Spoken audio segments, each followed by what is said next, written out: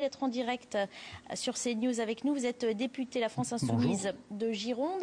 Alors on l'a dit, Jean-Luc Mélenchon réitère son soutien à Éric Drouet parce qu'il l'a déjà fait par le passé. Est-ce que ce n'est pas tout de même montrer peut-être un mauvais exemple que de soutenir un homme interpellé plusieurs fois par la police pour des rassemblements qui n'ont pas été déclarés ?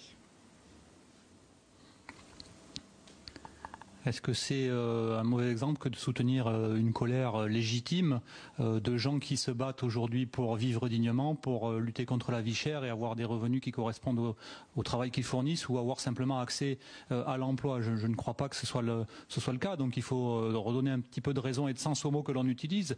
Hier soir, Éric Drouet et quelques-uns des Gilets jaunes étaient sur un rassemblement pacifique pour rendre hommage aux morts de ces dernières semaines dans ces mobilisations. Et ils ont été interpellés. J'ai dit embastillés de manière préventive avant même que toute chose se soit passée.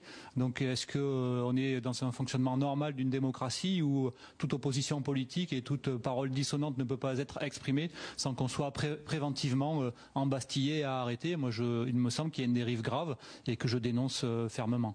Est-ce que vous trouvez que ces interpellations sont abusives? On dit que la loi de la République s'impose à tous et qu'une manifestation doit être déclarée.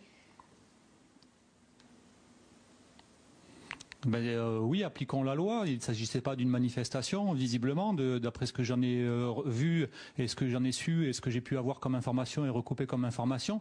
C'était un rassemblement de quelques personnes, tout à fait pacifique. On a pu voir cette vidéo où ils ont été arrêtés alors qu'il n'y avait pas de rassemblement, d'une manifestation qui troublait l'ordre public. Donc, si maintenant il faut que chaque personne qui porte une parole dissonante ou en tout cas qui lutte pour ses droits soit embastillé préventivement, je pense qu'on est vraiment sur une dérive grave du pouvoir d'Emmanuel Macron.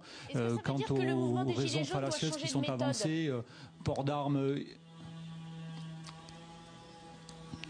Mais ça veut dire qu'il ne faut plus rendre hommage aux gens qui ont été tués, blessés dans ces mobilisations. Je crois que la méthode, c'est à eux d'en décider. C'est un mouvement d'auto-organisation qui est légitime à défendre ses droits. Je pense qu'il faut faire attention à ce que le pouvoir est en train de faire, vouloir faire taire ses oppositions, utiliser des motifs fallacieux. Est-ce que, je vous pose la question, est-ce qu'aujourd'hui, porter une bougie, est-ce que c'est une arme illégale? Est-ce que, au regard de ça, on peut se poser la question du deux poids, deux mesures quand certains utilisent des passeports diplomatiques d'une manière impunie depuis des semaines? C'est ça aussi qui choque aujourd'hui l'ensemble des Gilets jaunes, les gens qui regardent ça avec un peu de recul et de sang-froid, comme je le fais, et qui analysent cet épisode politique d'une manière sévère et grave. Est-ce que ça veut dire que vous soutenez la poursuite du mouvement après un mois et demi de contestation, notamment les week-ends? Est-ce que la France Insoumise va continuer à soutenir le mouvement et l'appeler à continuer les manifestations?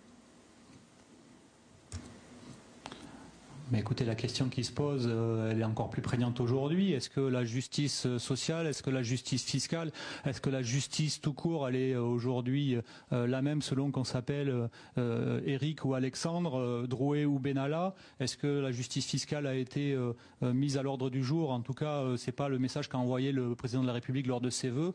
Il a plutôt parlé de foule haineuse, alors que ce sont juste des gens qui demandent de l'équité, de l'égalité, de la fraternité. Et je pense que bien sûr, ce mouvement est légitime et il est sain, il doit continuer jusqu'à temps que les gens, le grand nombre, soient enfin entendus dans leurs revendications et puis surtout que les revendications soient entendues et satisfaites. On voit aujourd'hui que ça s'étend aussi, je veux parler maintenant aussi du mouvement des stylos rouges parce que des exclus, il y en a beaucoup et des fonctionnaires aussi de l'éducation nationale qui en ont assez d'être pressurés et c'est de tout ça dont il s'agit aujourd'hui et le gouvernement ne répond pas à toutes ces questions-là de justice sociale. Merci beaucoup pour votre point de vue. Loïc Prudhomme, je rappelle que vous êtes député France Insoumise de Gironde. Merci également à Jérôme Rampenou pour la réalisation de ce direct.